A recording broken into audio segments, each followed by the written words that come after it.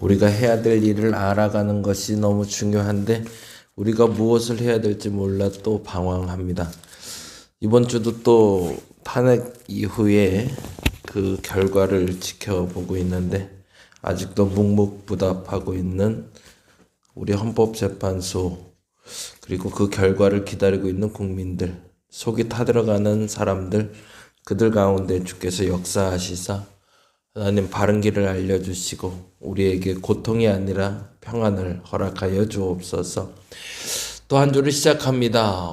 지난 주말에는 눈도 많이 오고 다시 추워진 날씨에 많이 움츠러드는데 하나님 움츠러들지 않게 하시고 자신감을 가지고 자존감을 가지고 다시 한번 일어나는 오늘 한 날 되게 하여 주시옵소서. 감사합니다. 고마우신 예수님 이름으로 기도드립니다. 아멘. 아멘. 나라를 위해서도 계속 기도해 주시기 바랍니다. 이제 앞으로 어떤 일이 벌어질지, 그리고 그 일에 대해서 감당할 준비가 된 대한민국 되게 해달라고 다 같이 기도했으면 좋겠습니다.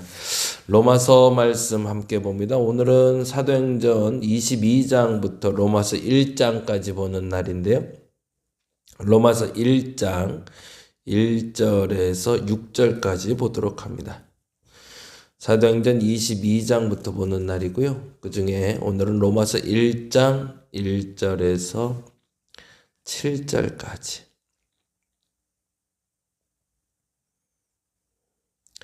같이 한 목소리로 읽도록 합니다. 예수 그리스도의 종 바울은 사도로 부르심을 받아 하나님의 복음을 위하여 특정함을 입었으니 이 복음은 하나님의 선지자들을 통하여 그의 아들에 관하여 성경에 미리 약속하신 것이라. 그의 아들에 관하여 말하면 육신으로는 다윗의 혈통에서 나셨고 성결의 영으로는 죽은 자들 가운데서 부활하사 능력으로 하나님의 아들로 선포되셨으니 곧 우리 주 예수 그리스도신. 그로 말미암아 우리가 은혜와 사도의 직분을 받아 그의 이름을 위하여 모든 이방인 중에서 믿어 순종하게 하나니 너희도 그들 중에서 예수 그리스도의 것으로 부르심을 받은 자니라. 로마에서 하나님의 사랑하심을 받고 성도로 부르심을 받은 모든 자에게 하나님 우리 아버지와 주 예수 그리스도로부터 은혜와 평강이 있기를 원하노라. 아멘. 아멘. 내일은 우리 초하루 새벽 기도에 있는 날입니다. 4월 1일. 이제 드디어 또 4월이 시작이 되네요. 4월부터 있을 일들에 대해서 우리 같이 기도하고 결단하는 시간 되었으면 좋겠고요.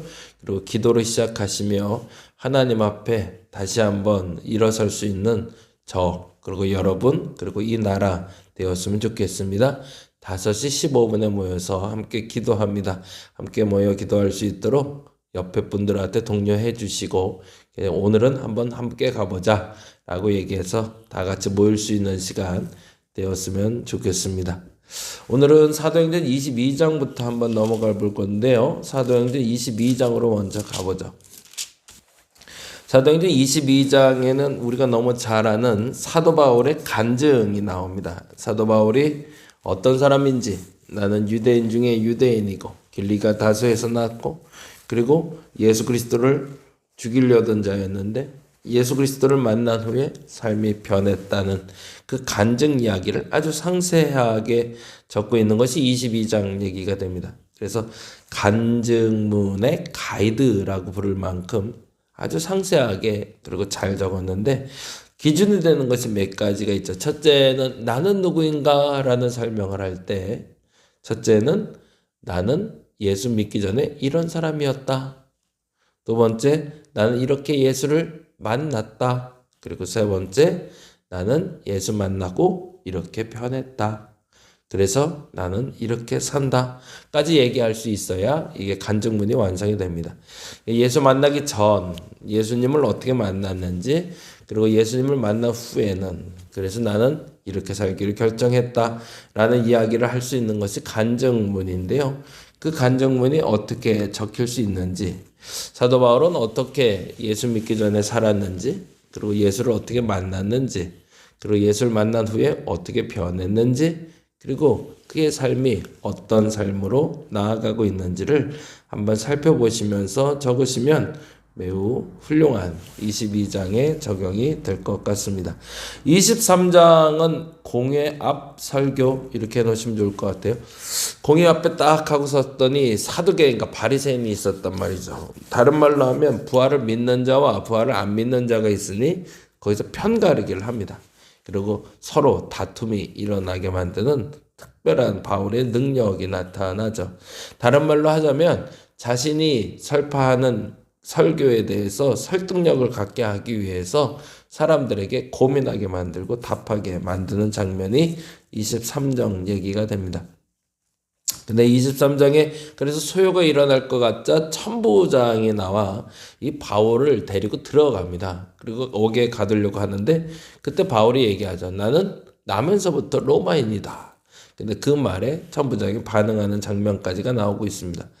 그러면서 천부장이 자신의 권력 앞에서 그리고 자신이 알고 있는 최고의 권력 앞에서 어떤 처신을 하고 있는지를 살펴보는 것도 재미난 만남이 될 것 같습니다. 그래서 23장을 볼 땐 공회 앞 설교라고 해놓으시고 천부장의 태도에 대해서도 한번 살펴보시면 재미있을 것 같습니다. 24장부터 이제 좀 낯선 사람들이긴 한데 우리가 알아야 될 몇몇 사람들의 이름이 나옵니다. 첫째는 벨릭스라는 사람인데요. 24장 3절에 이렇게 나오죠. 24장 3절 벨릭스가 가여 우리가 당신을 힘입어 태평을 누리고 또 이 민족이 당신의 선견으로 말미암아 여러 가지로 개선된 것을 우리가 어느 모양으로나 어느 곳에서나 크게 감사하나이다. 벨릭스 가카라고 얘기할 때 벨릭스는 로마의 총독입니다. 조금 쉽게 표현하면 이런 표현들로 우리가 익숙하게 이해된다는 것도 좀 속상한 일이긴 하지만 조선 총독부라고 들어보셨죠? 조선 총독부. 일본이 우리나라를 치리하기 위해서 만들어진 부서. 그 부서의 대표가 총독이었죠. 이 벨릭스도 마찬가지로 로마에서 파견한 총독입니다. 그래서 그 총독의 이름이 벨릭스였고요. 그 벨릭스 앞에서 변론하는 장면이 나오는 게 24장이에요. 그래서 24장에 벨릭스 앞에서 누군가가 사도 바울을 고소했고 그래서 그 고소한 사건에 대해서 변호하는 장면이 24장. 그래서 벨릭스 앞에 고소, 벨릭스 앞에 변호 뭐 이렇게 해놓으시면 좋을 것 같고 역시 내용은 예수 그리스도에 대한 이야기를 전하고 있기에 그 내용은 한번 살펴보시면 좋겠고요. 25장은 이런 인물이 나옵니다. 1절 베스도가 부임한 지 3일 후에 그러면 줄쳐놨죠. 베스도. 이 베스도는 그럼 갑자기 누굴까? 24장에 보면 잠깐 나와요. 24장 27절 볼까요? 24장 27절 이때가 지난 후 보르기오 베스도가 벨릭스의 소임을 이어받으니 벨릭스가 유대인의 마음을 얻고자 하여 바울을 구류하여 두니라 라고 되어 있네요. 무슨 말이죠? 베스도가 그러면 벨릭스의 후임이네요. 그럼 지금 말한 대로 하면 총독부에 새롭게 총독으로 부임한 사람이 베스도다. 이게 또 총독이 바뀌었으니 이 사람 앞에서 또다시 변호하는 장면이 나오는 게 바로 25장. 그래서 24장엔 벨릭스 총독에게 25장은 베스도 총독에게 자신이 변호하는 장면이 나오고 있습니다. 그리고 벨릭스와 베스도를 넘어 이제 26장에 가면 또 다른 인물이 하나 나오는데 26장 1절 읽어볼까요? 아그리빠가 바울에게 이르되 너희를 위하여 말하기를 내게 허락하노라 하니 아그리빠는 누굴까가 또 이제 중요하겠죠. 앞서 말씀드린 대로 조선 총독부라고 했을 때 그것은 일본이 우리나라를 치리하기 위해서 대표자를 선정해서 보낸 게 총독이었다면 아그리빠는 당시에 우리나라에도 왕조가 남아 있었거든요. 철종, 고종, 순종 넘어가는 이제 대한제국 시대의 왕들 그리고 귀족들이 사실은 잔존해 있었습니다. 그것처럼 당시에도 유대인들의 지도자도 따로 하나 세워놨거든요. 그러니까 로마에서 파견한 지방관은 총독이라는 이름으로 불렀지만 유대라는 나라의 형식적인 왕을 하나 세워놨는데 그게 헤롯이라는 왕이었습니다. 그래서 이 헤롯 아그리빠가 지금 나오는 26장 1절의 아그리빠, 예전에 이제 헤롯 얘기하면서 얘기 많이 했던 것 같은데요. 아그리빠라는 사람이 등장하면 헤롯을 얘기하는구나 라고 생각하시면 돼요. 그래서 24장은 벨릭스 앞에서 변호하고 25장은 베스도 앞에서 변호하고 26장은 헤롯 아그리빠 앞에서 변호하는 장면이 나옵니다. 그러니까 조금 이게 뭐 서열을 이렇게 딱 다루기는 그렇지만 벨릭스나 베스도는 같은 동급인 거죠. 동급의 총독이니까. 근데 어찌됐든 식민지에 파견받은 지방관이고 헤롯 아그리빠는 왕이라 지칭되는 사람이니 호칭을 하는 데 있어서도 헤롯 아그리빠는 왕이라고, 분봉왕이라는 단어를 여러분이 많이 들어보셨지만, 그래서 이 왕이라는 호칭과 함께 베스도와 벨릭스 등등의 총독들이 약간 이렇게 높여주는 언어를 쓰고 있음을 우리가 살짝 살펴볼 수 있습니다. 그래서 순서로 보자면 천부장을 거쳐 벨릭스를 거쳐 베스도를 거쳐 아그리빠로 가는 과정.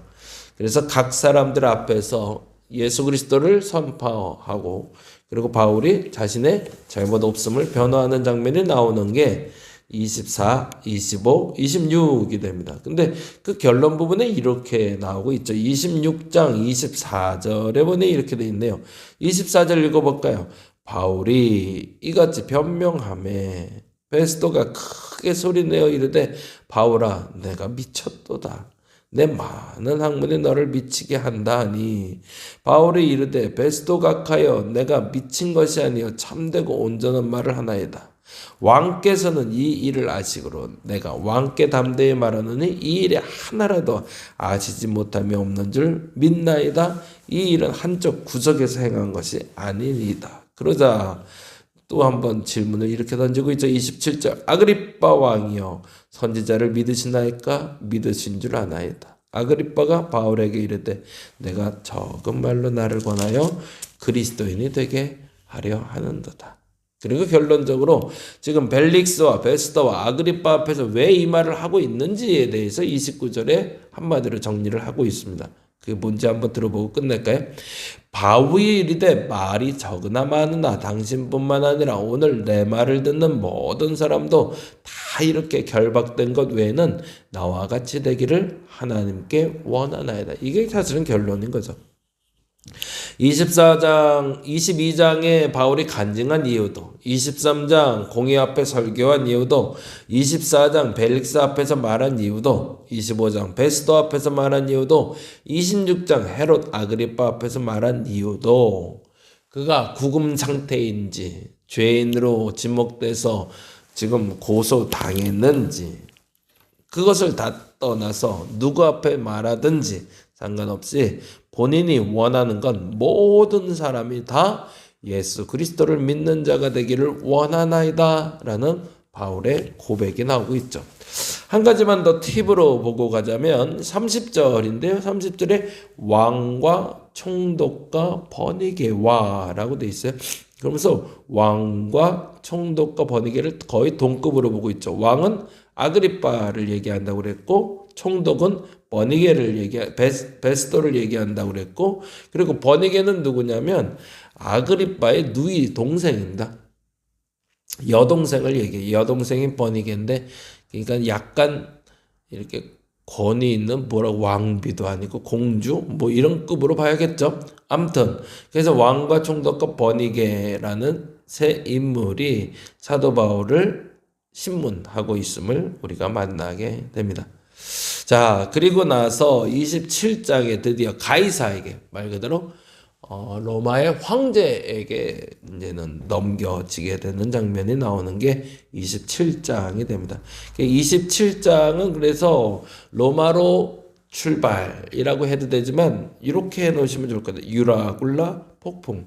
왜냐하면 그 폭풍을 만나 배가 깨지고 그 가운데 예수 그리스도를 믿었던 사도 바울이 그 배에서 어떤 일을 행하는지를 우리에게 알려주고 있기 때문에 그렇습니다. 그래서 27장은 유라굴라 폭풍이라고 해놓으시면 좋고요. 28장은 파선 후에라고 해놓으시면 좋거든요. 멜리데 섬이라고 해놓으셔도 좋고 파선 후에라고 해도 좋습니다. 그래서 섬에 도착한 사도 바울이 또 복음을 전하게 되고, 그래서 결론은 이렇게 됐더라라고 얘기하는 게 31절입니다. 28장 31절 읽어볼까요? 하나님의 나라를 전파하며 주 예수 그리스도에 관한 모든 것을 담대하게 거침없이 가르치더라 라고 되어 있습니다.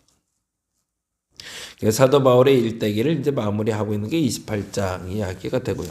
오늘은 로마서 1장 얘기 잠깐 하고 이제 마무리하려고 하는데, 로마서 1장은 복음 중에 복음이라고 얘기할 만큼 복음을 아주 일목요연하게 잘 정리하고 있습니다. 그래서 복음에 대한 이야기 조금 해보려고 하는데요. 빨리 조금 나가 볼게요. 2절, 이 복음은 하나님의 선지자들을 위하여 그의 아들에 관하여 성경에 미리 약속하신 것. 거기다 줄쳐놓고 가보죠. 미리 약속하신 것. 복음은 이전부터 있었던 것이다 라는 것이고요. 3절 4절 읽어봅니다. 그의 아들에 관하여 말하면 육신으로는 다윗의 혈통에서 나셨고 성결의 영으로는 죽은 자들 가운데서 부활하사 능력으로 하나님의 아들로 선포되셨으니 곧 우리 주 예수 그리스도시니라.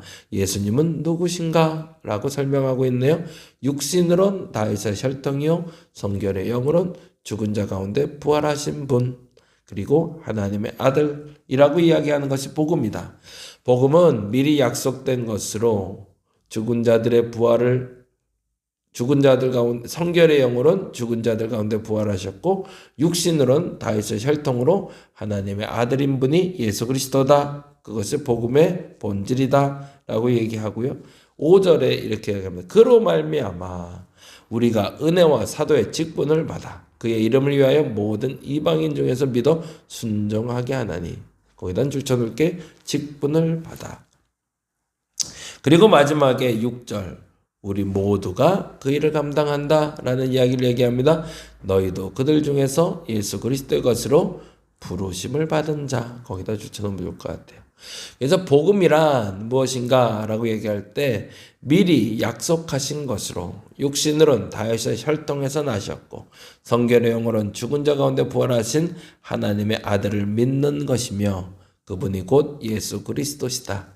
그분은 우리에게 직분을 주셨고 우리는 그 부르심을 받은 자들이다 라고 이야기하는 것이 복음, 그리고 그리스도인의 정체성입니다.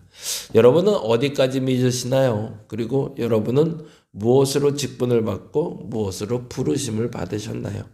그 직분과 그 부르심에 순종할 수 있는 저와 여러분 되시기를 간절히 바랍니다. 기도하겠습니다.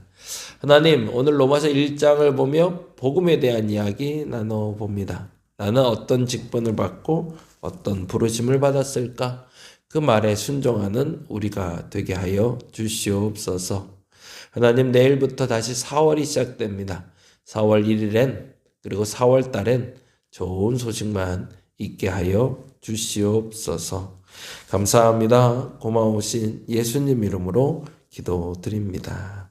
다 같이 기도하고 돌아갑니다.